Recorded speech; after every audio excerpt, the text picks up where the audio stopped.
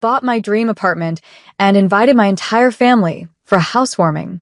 I scrubbed every surface until it gleamed, lit candles in the windows, cooked a spread that could have fed 20 people. I set out wine glasses, laid flowers across the dining table, and waited. But no one came. At first, I told myself they were just late. Then I refreshed the group chat. Silence. Minutes stretched into hours. My food went cold. My chest sank lower with each passing tick of the clock. Finally, curiosity turned to dread. I checked social media. And there it was. Photos of my parents, my sister, my aunts, all smiling in front of my brother's new apartment. Toasting. Laughing. My mother beaming at his side. Not one message to me. Not one apology. Not one explanation. I stood alone in my sparkling kitchen, the silence roaring in my ears. My name is Haley Monroe. I'm 27 years old. And if you think you know how this ends, stay tuned. What happens when a family who leaves you in the dark suddenly needs your light? I turned off the oven, switched off the music, and sat in the dim glow of my own celebration. Then my phone buzzed violently, notification after notification lighting up the screen. The first message was from my mother. "We need to talk. Now." I stared at the words, my fingers trembling. They hadn't cared enough to show up. But suddenly they needed me? I didn't reply. I let the screen burn bright with her demand, the silence on my end sharper than any words I could send. And in that moment, I knew this was only the beginning. To be continued. The next morning, my phone was still buzzing with unread notifications. Missed calls. Voicemails. A string of texts from Mom, growing more frantic by the hour. Pick up. Don't ignore me. This is serious, Haley. For a family that couldn't spare one evening for my housewarming, they suddenly acted like I was the center of their universe. I didn't answer. Not yet. Instead, I brewed coffee, sat by the window of my sunlit apartment, and scrolled through last night's photos again. My brother's smug smile as he cut into a cake. Mom kissing his cheek. Dad holding up a glass of champagne. And there it was, the caption under my sister's post. "So proud of our golden boy, finally settled into his new place. Family over everything, red heart. Family over everything. Except me." By noon, I finally played one voicemail. Mom's voice was shaky, stripped of its usual superiority. "Haley, something's come up. It's complicated. We need your help. Please call me back." I almost laughed. Help. The same woman who told me I was just average, the same parents who never came to my graduations now needed me? I tapped my fingers against the mug, my silence louder than any curse. Another text arrived, this time longer. "We made a mistake last night. We should have been at your place. But there's something important we need to discuss. It's about the family finances." A call immediately. Finances. There it was. The real reason. Not guilt. Not love. Money. I leaned back in my chair, smirking. For the first time, I realized they hadn't abandoned me out of forgetfulness. They had chosen him again. But this time, I was ready to choose myself. To be continued. By evening, curiosity got the better of me. I finally answered one of Mom's calls. She didn't waste time. "Haley, thank God. Listen, your father, and I need to talk to you about a small situation." Her voice trembled on that word, situation. I stayed quiet, letting her fill the silence. "It's about your brother's apartment," she continued. "He stretched himself a little thin with the down payment. The bank called. They're asking questions." I closed my eyes, pinching the bridge of my nose. Of course. My brother overspent, and now they wanted me to clean up the mess. Dad's voice boomed suddenly on speaker. "We thought you could step in. You've been saving, right? You're responsible. If you helped cover some of the payments for a while, it would give him room to breathe." I nearly dropped the phone. "Me? After you skipped my housewarming to celebrate him?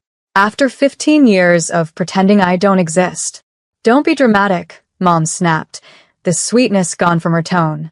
"You're single, no kids, good job. You can spare it. Family sticks together." I laughed, sharp and bitter. "Family sticks together? You couldn't even sit at my table for one night.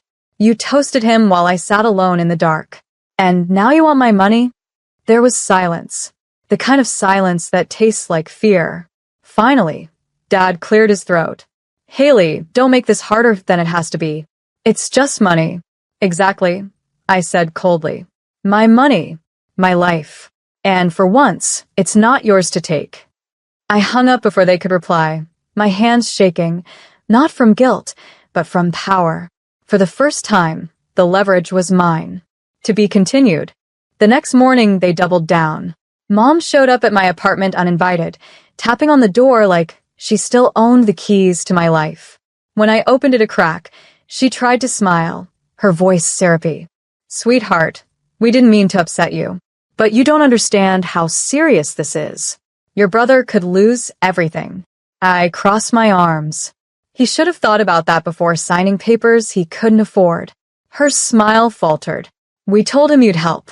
You've always been the dependable one. Please, Haley, just a little loan. We'll pay you back. The word loan hit me like a bad joke. I thought of the birthdays they skipped, the graduations they left early, the years they told me I'd never be as special as him. Now suddenly, my dependability was their lifeline. Funny, I said, how I'm dependable when you need money, but invisible when you're celebrating milestones. Behind her, Dad appeared in the hallway, his tone hard. Stop being petty. You owe this family. I felt something inside me snap, not with anger, but with clarity. No, Dad. You owe me. You owe me 15 years of dinners where I sat ignored. You owe me every holiday where I was too average to be noticed. And you owe me an apology that'll never come. Mom's eyes glistened, but it wasn't guilt. It was fear. She knew I wasn't bending. I opened the door wider, not to welcome them in, but to push them out. The bank's your problem, not mine. Good luck. I closed the door in their faces. The sound of it locking echoed like freedom. For once, I wasn't the forgotten daughter. I was the untouchable one. To be continued. The silence after I shut the door was sweet, but it didn't last. By the end of the week, the calls multiplied. Some came from relatives I hadn't heard from in years. Haley, can't you just help a little? Your brother's under stress. Don't be so cold. Cold. That word burned.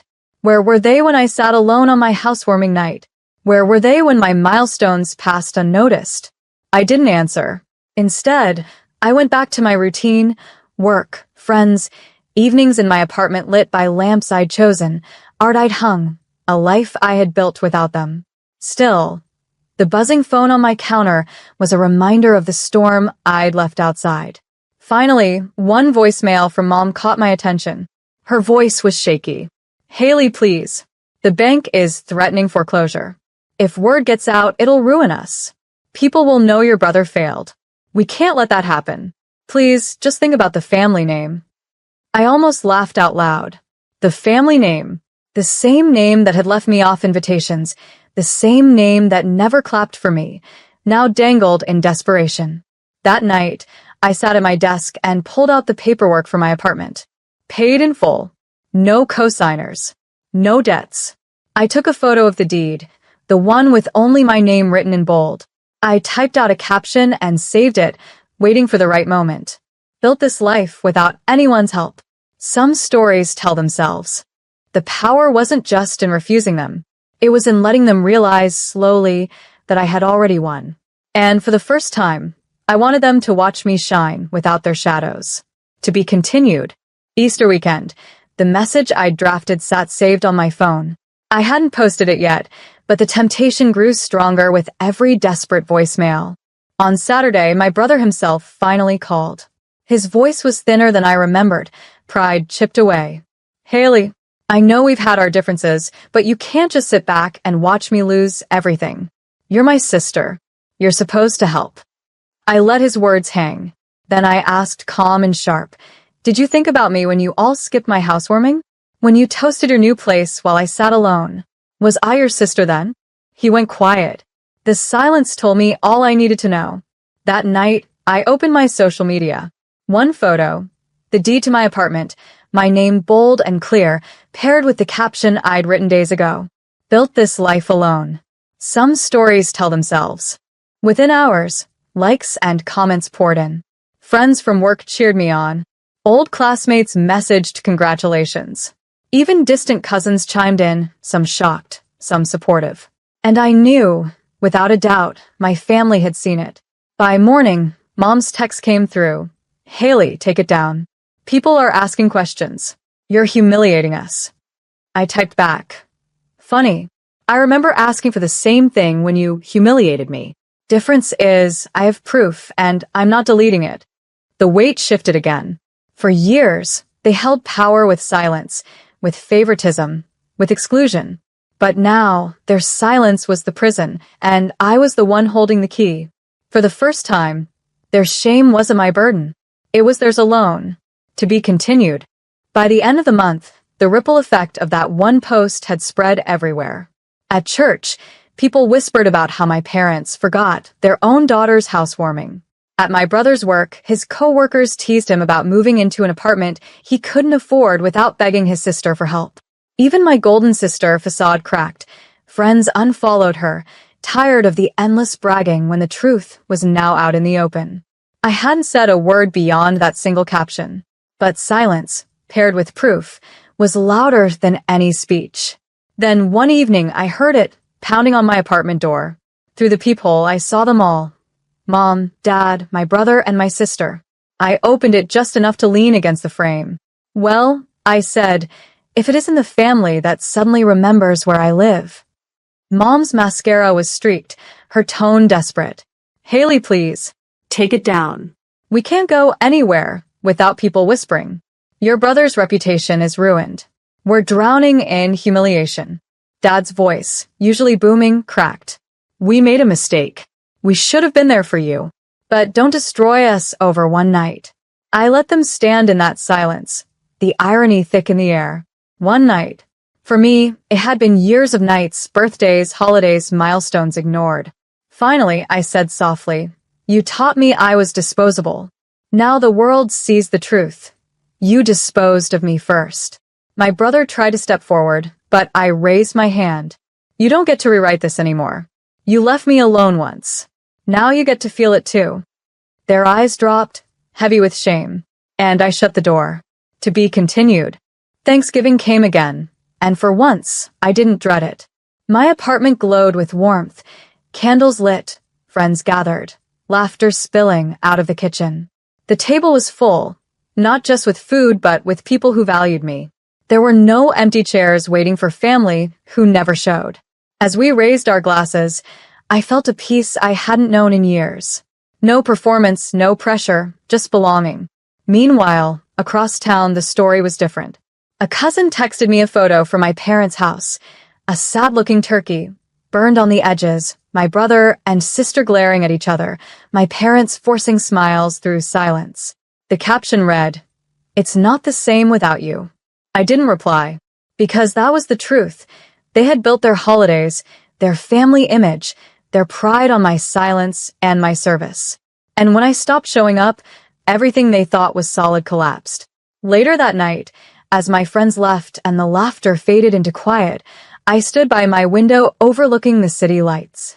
My phone buzzed again, a voicemail from Mom, her voice heavy with regret. "Haley, I'm sorry. We should have been there. We lost sight of what mattered. Please call me." But I didn't, because poetic justice isn't loud. It doesn't need shouting or vengeance. It's the raw turkey on their table, the whispers in their circle, the silence of a daughter who finally chose herself. They wanted me invisible. Instead, I built a life too bright for them to dim. And for the first time, I realized I wasn't the forgotten one. I was the one who walked away whole.